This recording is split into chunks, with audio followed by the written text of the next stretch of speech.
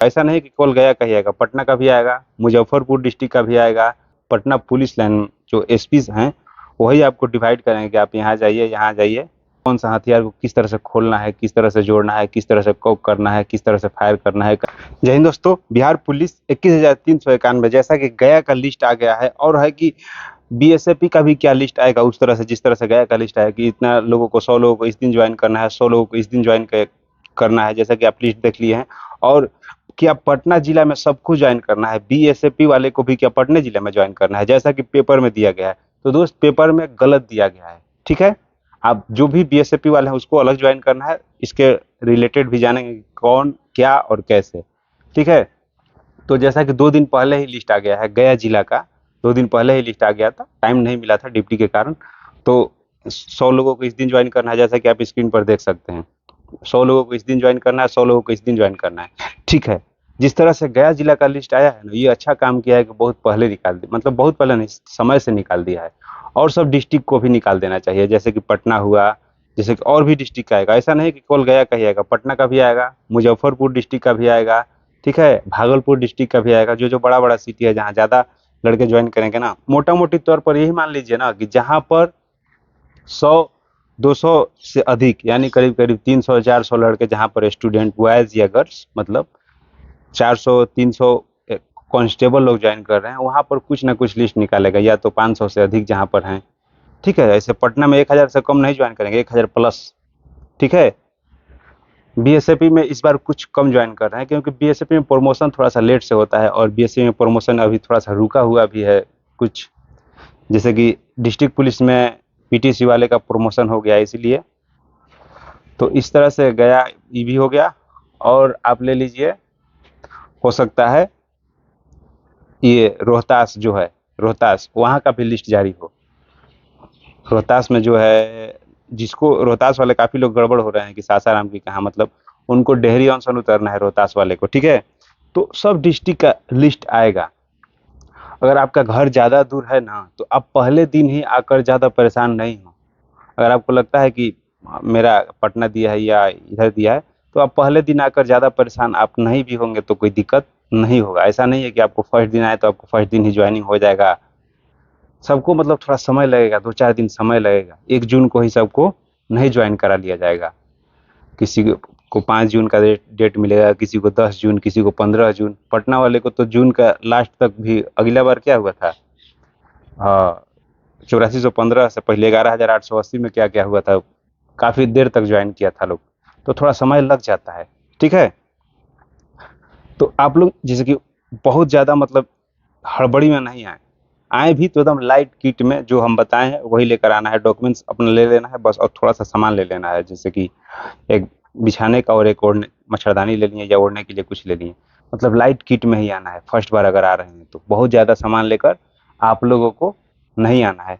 और लगता है कि हाँ हम जा सकते हैं, ज़्यादा दिक्कत नहीं होगा, तो आप फर्स्ट दिन ही जाइए, 1 जून को ही आप ज्वाइन करने जाइए, ओके।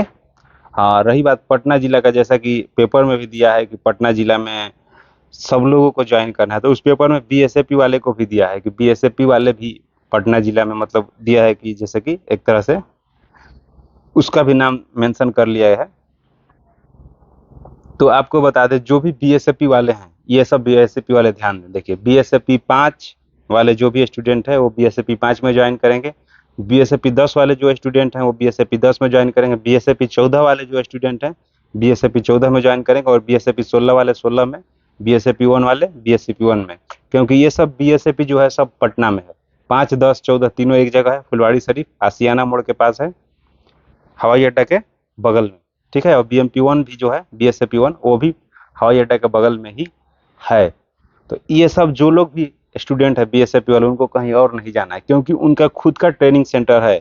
जिला वाले आते हैं हम मतलब बीएसएफई में ट्रेनिंग करने, ऐसा नहीं कि बीएसएफई जाता है ज़्यादातर कि जिला में जाकर ट्रेनिंग कर रहे हैं। तो बीएसएफई वाले जो भी हैं वो बीएसएफई ही ज्वाइन करेंगे, क्योंकि उनका खुद का ट्रेनिंग सेंटर है, हर तरह से उनको परिपूर्ण किया जाता है। और जो एक्स्ट्रा जो जो है नोटिस में, चाहे जिस तरह से, जैसे कि है कि सीआईडी है, जीआरपी है, जो रेलवे पुलिस है जीआरपी, ईओयू है, आर्थिक अपराध इकाई है, ईआरएसएस है। ईआरएसएस जो है वो है मतलब डायल 112 का ही एक तरह से रूप है, मान लीजिए, उसी के अंतर्गत वो भी रहता है।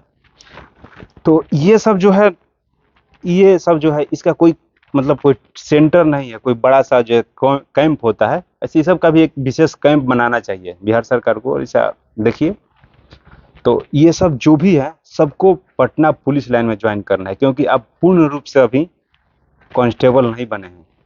अभी आप ज्वाइन कर भी जाइएगा ना तो आप पूर्ण रूप से कांस्टेबल नहीं बनते हैं।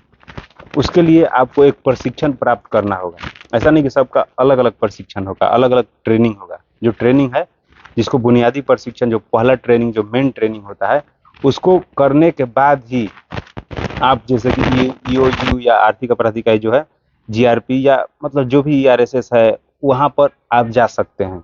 उसके बाद मतलब पटना पुलिस लाइन जो एसपी हैं वही आपको डिवाइड करेंगे कि आप यहाँ जाइए, यहाँ जाइए और यहाँ जाइए। या तो वहाँ से फिर लेटर होगा कि मेरा जब उसका हो गया तो मेरा बल को दीजिए, मेरा जवान को जो है उसको दीजिए मेरे इकाई में। तो जब तक आप ट्रेनिंग नहीं कर रहे हैं ना, फाइनल ट्रेनिंग, तब तक आपको इसी के अंदर रहना होगा। ऐसे पहले ज्वाइन करना है यहाँ पर, ठीक है। और उसके बाद अगर आप जा भी रहे हैं, जैसे कि कुछ दिन के लिए अगर छोड़ा भी जा रहा है, अगर ट्रेनिंग 3 मंथ के लिए नहीं हो, ट्रेनिंग में नहीं जाना है, तो हो सकता है कि आपको कुछ विशेष मतलब बेसिक नॉलेज के लिए थोड़ा सा मतलब राह रास्ता देखने के लिए किस तरह से क्या होता है, आपको अपने विभाग में फिर भेज दिया जाए यहाँ पर योगदान कराकर। लेकिन चांस बहुत कम है। किस तरह से क्या करना होता है, नक्सली से कैसे भिड़ना है, या जंगल में है कहीं फंस गए हैं, चाहे कहीं और, क्या कैसे करना होता है पूरा, मतलब कौन सा हथियार को किस तरह से खोलना है, किस तरह से जोड़ना है, किस तरह से कोप करना है, किस तरह से फायर करना है, कहीं कुछ गड़बड़ हो गया हथियार में तो उससे फिर किस तरह से हम निपट सकते हैं। तो जब तक आपको पूर्ण रूप से नहीं बनिएगा, मतलब इसमें आपको प्रेशर दे दे के आपको मतलब मेहनत करा करा के पूर्ण रूप से मतलब सिपाही एक तरह से बनाया जाता है। आप मतलब विपरीत परिस्थिति में आप अपने आप को ढालने के लिए तैयार हैं कि नहीं, ये देखा जाता है। हाँ, कुछ लोग ये कह रहे थे, इससे पहले एक वीडियो बनाए थे तो कमेंट में कि सर क्या रनिंग कितना मिनट में होता है या कितना ये होता है। दोस्त, अब आप ज्वाइन कर गए, इसके लेकर आप टेंशन नहीं ले कि रनिंग कैसे होता है और कितना होता है। बस आपको ग्राउंड में रहना है, जितना धीरे हो सके उतना दौड़ सकते हैं, कोई आपको जबरदस्ती नहीं करेगा और फास्ट उतना, ठीक है। नॉर्मल एकदम दौड़ होता है, थकान उतना नहीं होता है, एकदम धीरे धीरे धीरे धीरे ही रनिंग होता है। अब उस तरह से रनिंग नहीं करना होता है जिस तरह से आप फिजिकल की तैयारी कर रहे थे, और जितना मेहनत आप फिजिकल में किए हैं उतना मेहनत अब आप लोगों को नहीं करना है, ठीक है। ट्रेनिंग से उतना भी ज़्यादा आपको नहीं डरना है। हाँ, ये है कि आपको टाइम को मैनेज करना होगा। जितना आप फिजिकल करके, सुबह फिजिकल करके अगर 9-10 बजे आप जाके सो जाते थे और फिर आप 4 बजे उठते थे या 5 बजे आते थे ग्राउंड, तो वो नहीं होगा। आपको 11-12 बजे मतलब टाइम इसमें खर्च करना होगा। स्लो मेहनत मतलब बहुत ज़्यादा हार्ड स्टार्टिंग में नहीं होगा, जब राइफल निकल जाता है तब ज़्यादा हार्ड होता है। और भी कोई सवाल हो तो आप कमेंट बॉक्स में पूछ सकते हैं। मिलते हैं आपसे नेक्स्ट वीडियो में, तब तक के लिए जय हिंद।